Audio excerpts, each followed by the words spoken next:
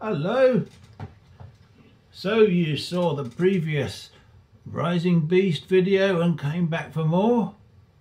Well, I didn't expect that. Anyway, yes, hello again. This is another of my Box-R-Cyz Melodeon tutorial video series thing videos. Another episode.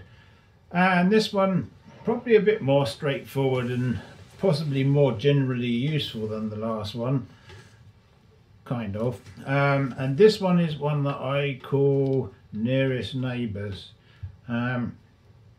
Actually, it's something a bit more mundane than that. It's going to be just a 2-octave scale along one row, but with harmonies. Now, some people, they might call this playing 2 octaves in thirds. And it kind of is that. The way that Melodeon works and the way that scales work means that not everything you do with this will be a third, and some will be major thirds and some will be minor thirds and some won't be thirds at all.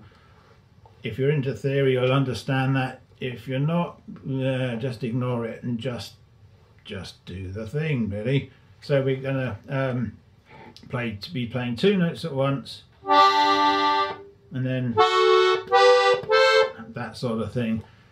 Rather than me doing it in this view, what's probably going to be better if I zoom in and then show you a bit more clearly with that.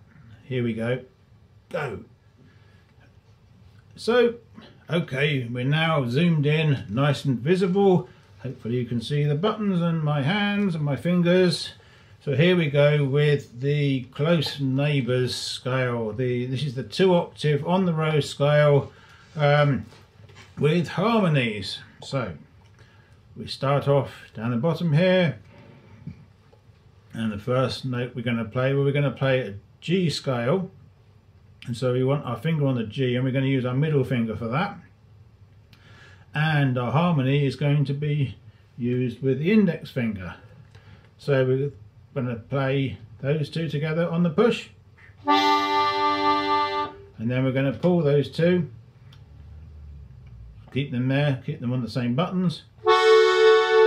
Next we're going to go up, so that was the G, and then the A as being the top note. The next top note is going to be B, so that's going to be a push. We're going to use our 4th finger for that one, and we're going to keep our middle finger on the note that it already was on, so that's a G, and we push it. And now we stay on those same 2 buttons. What we want is the C as the top note and the A as the bottom note, which is going to be what we get with those. But we want to change fingers here, so we're going to actually swap it out so that the top note, the C, is now with the middle finger and the bottom one is with the index finger. Now we do much the same thing. We go up to the next note along now, so we've got the D is the higher note, and then the B with the middle finger is now the lower one, and we push that. That's the one. And now we do another finger swap, much as we did before. So now what we want is we want the E to be the top note, and we're going to use our middle finger there, so that's now there, and C is the bottom one. And now something strange happens. What you'd think should happen is that we do this. We take this finger off and we put this finger down, and we know that in the G scale we need to pull it. So if we pull those 2 together we get, which is really nasty. So I don't like doing that. What I do instead is, instead of playing that middle one, so that's the E there, we keep the finger on the C, which already was there previously, and then we play those 2 together, which is much more agreeable, don't you think? And then we finish the scale off by playing the G as the top note and the D as the bottom one. So there we are. So far we've just got 1 octave of playing like this. So let's do that again, just a bit quicker in summary. So we start there.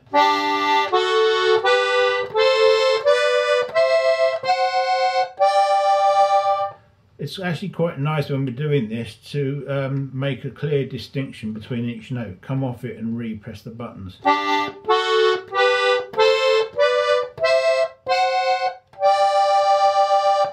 and that's your 1 octave version of that. However, if you want to carry on going and do 2 octaves, which is the point of this exercise, we change that last fingering a little bit. So instead of staying on these 2, we go back and end up there again. So that's going to set us up because as the first note of the higher octave version. So we're going to go there, and then the next one is to again switch like this. Go to the pull and with those 2 fingers, then we do a finger switch on the same buttons. Then we do that back onto the pull again, so we're now on the different buttons. And now we do another finger switch back onto the same buttons. And then we go, and then the unusual one where we lift that up to avoid that horrible clash note. And then finally, to finish off, we use those 2. So that's the high G and the B to finish. So all together, we've got a scale which is going to sound like.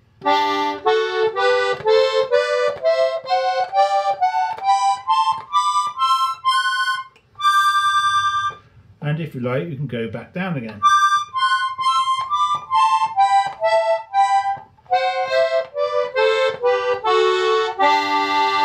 I think there was a little mistake in there. It happens. Let's try again.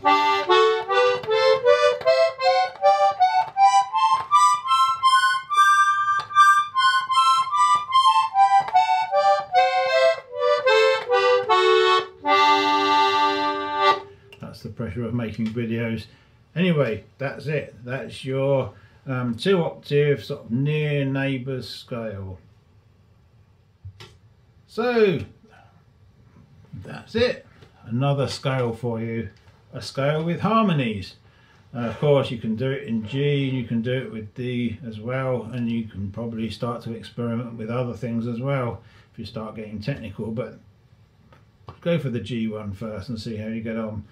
Now, why would you want to learn that scale? Well, scales or bits of scales do appear in tunes, it must be said, and so maybe there's going to be opportunities where you could use that scale directly with some harmonies in it, and it's going to give your sound a bit more oomph, a bit more substance to it. But more than that though, what you should start to find is that if you're practiced with those sort of scales and those sorts of harmonies, that you can start just incorporating the harmonies not in scale form but just anywhere really, and the more you do that, the more natural it'll become, and the more you'll just do it as a matter of course. And that is something you hear sort of better players doing quite a lot, adding harmonies on the right hand. So that's one of the ways to get into that. So for instance, you could play Twinkle Twinkle Little Star with harmonies, so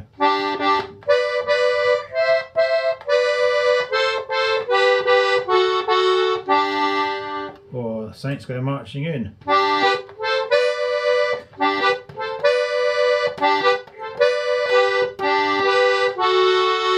or that was the waltz.